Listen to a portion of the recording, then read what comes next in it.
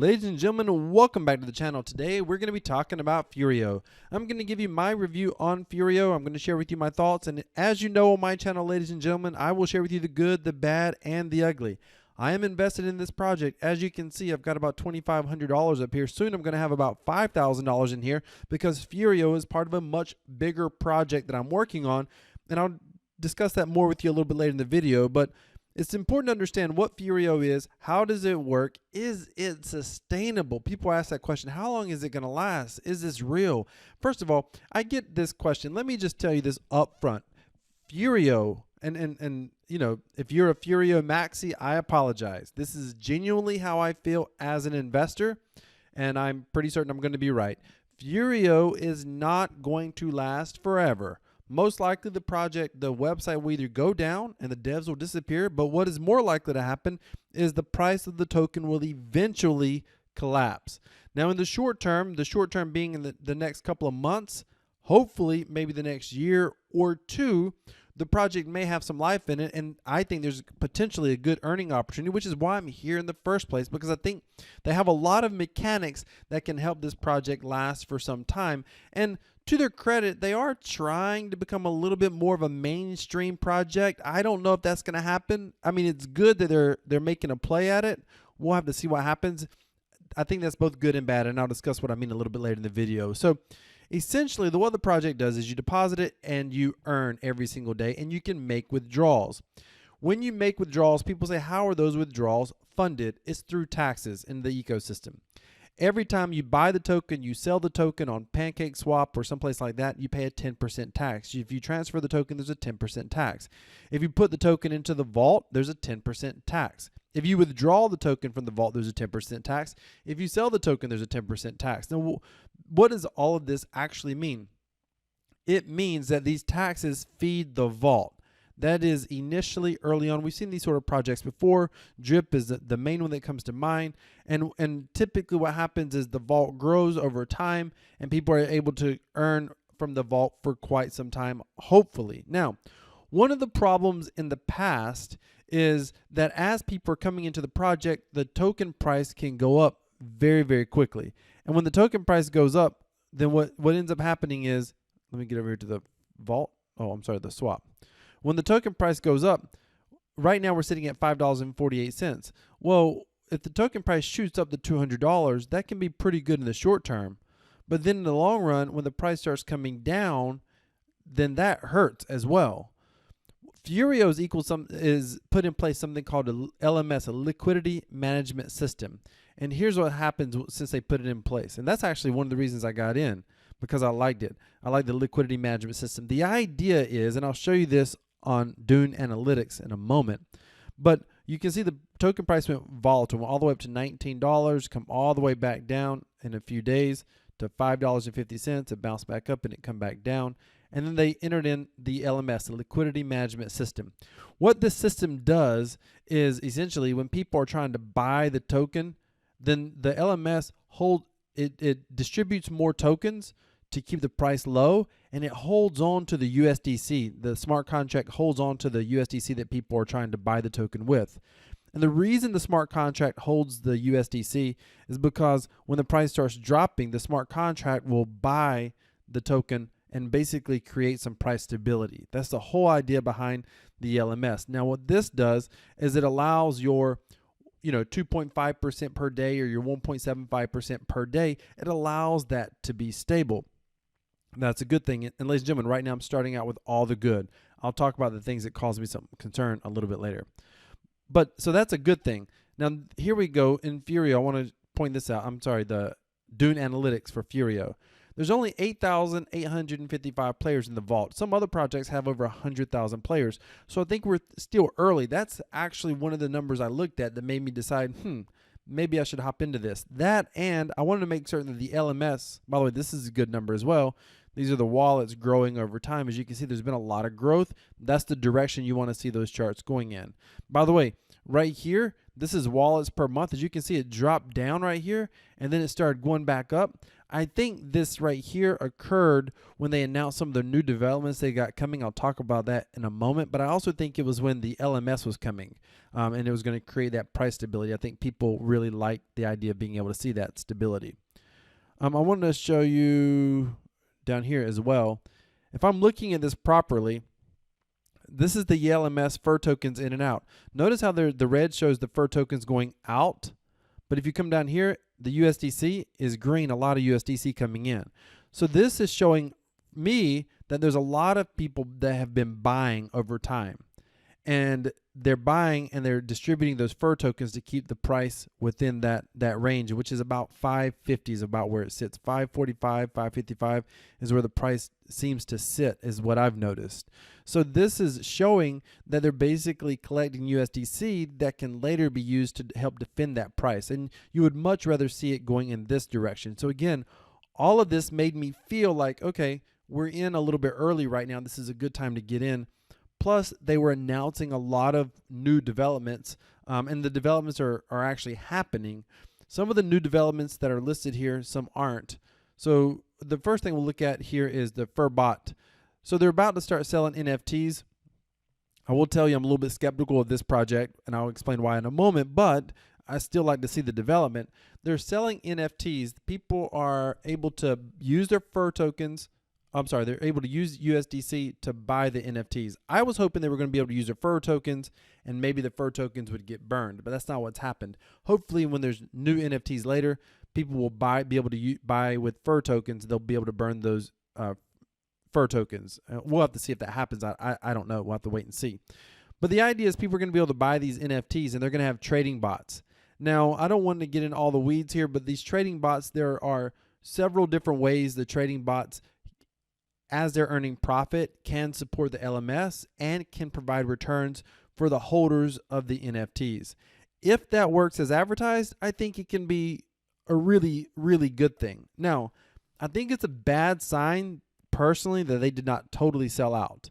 And I'll explain why I think they may not have sold out completely here in a moment. But I do think that's it's worth noting they did not totally sell out.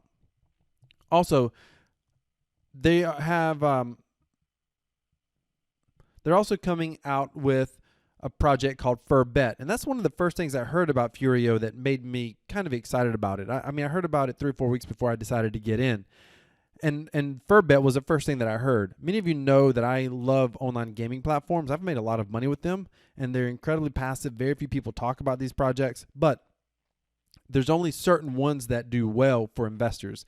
And I'm not certain how FurBet's going to roll out. I'm waiting to see how it turns out. I did not buy any of the initial FurBet tokens, but the idea behind FurBet is it's going to earn profits. It's going to allow the individuals who participate in that ecosystem to earn profits as well from the casino profits. And what it's supposed to do is it's supposed to benefit the LMS as well, overall helping defend the peg of the FUR token, defending the rewards. In other words, giving sustainability to the FUR token overall. Now, let me talk about some of the things that I don't love. First of all, this is not going to last forever. I've already said that.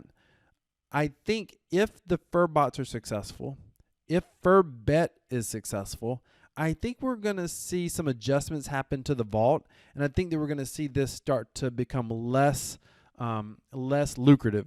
But we may be 3, 6 months, a year out from that. I'll talk about that more in a moment, but we may be a little further out from that. We'll have to wait and see. But I think ideally, if they're successful, they're going to transition away from the vault, because the vault is not going to be sustainable long term. They may transition to some other model. They may transition to a model of being able to stake on the platform and earn a percentage of revenues as those revenues come in from some of the other businesses. We'll have to wait and see what that looks like. And if they do that, that could be good. And they've already hinted at moving to that model. They've got something called FUR Max coming out. FUR Max are people who max out their wallets in the vault. Every wallet can only get a max of 27,777 tokens. That's a lot of tokens. But what normally has happened in other projects is those big whale wallets drain the vaults. What Furio is doing is they're going to allow the whale wallets to be able to basically take out a loan against their balance, essentially, is what they're doing. And they're going to be able to invest in other parts of the ecosystem. The idea being that they can diversify their earnings and create more sustainable long-term earnings. We'll have to wait and see what happens with Furmax. I actually have my own opinions about that. I covered it in my retirement challenge that I'm doing. I'm doing a crypto retirement challenge, and Furio is part of that whole strategy. The whole goal is to take $5,000, a one-time investment, and turning into $50,000 in passive income in Apex crypto assets. Apex assets being Bitcoin, Ethereum, BNB, and USDT. Don't know if that's gonna, if you know, I have no idea if it's gonna work. I think it's possible, so I'm taking the challenge.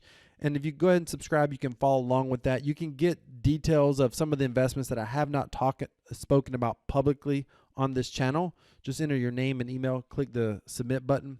You can follow along with my progress. You can get some of the secret details about some of these projects. I talk about some of my viewpoints on a couple of these projects that aren't really popular to discuss publicly, so I haven't discussed it publicly, but if you subscribe, you'll get all the details. You'll also get access to our invite-only Telegram group as well. Now, the reason that I'm using Furio as part of this challenge, by the way, is because I do think it has some sustainability. I want to talk about how long I think it can last, and then I'll talk about some of my final concerns with the overall dev team. So I think that just looking at Dune Analytics, again, this is not financial advice, just my opinion. I believe that it's possible that this thing has a good 3 to 6 months of life. And I need it to last 3 to 6 months at least for it to be successful for me. I think that it can last 3 to 6 months, and I think that it potentially can make it a year or more, just depending on how these other parts of the ecosystem works. How do the Furbots work? How does Furbet work? How does Furmax work? If all of those different platforms end up being successful, then theoretically this thing could go on for a couple of years or more. But that's a big ask. The idea here's my final concern. Let's look at what we have here. We have devs who have launched basically a clone of other ROI dApps, essentially, and they've added some token economics that have made it very unique and potentially more sustainable. The token economics look really good. That's a good thing. That's what we have right now. But are these same devs capable of running trading bots and also running a casino and creating an online investment platform like Furmax? Are they serial entrepreneurs? Are they master of multiple different business styles? I mean, that's a huge ask. Now, you may be thinking to yourself, if you're, a Furio Maxi, you're like, well, they're not actually traders. They've got other traders they're going to hire. That's great. What is their track record of being able to vet and find successful traders? That's a legitimate question that we have to ask as investors in the Furio platform. Now, I'm optimistic. I'm going to watch and see what happens. I'm going to follow along. I'm invested in the platform. They got me here. The whole idea behind a ROI vault like this is to attract attention. Once they get your attention, now it's time for the devs to prove themselves in future development. Can they turn this into something bigger, better, long-term? And that's what remains to be seen. Furbet, these devs, what experience do they have running an online gaming platform, an online casino, dealing with the licensing and dealing with the marketing? I mean, that takes an enormous amount of successful marketing to be able to pull that off. Can they pull that off? I don't know. We'll have to wait and see. I'm optimistic. I want to see them pull it off. I want to see what it looks like, but we just have to wait and see overall.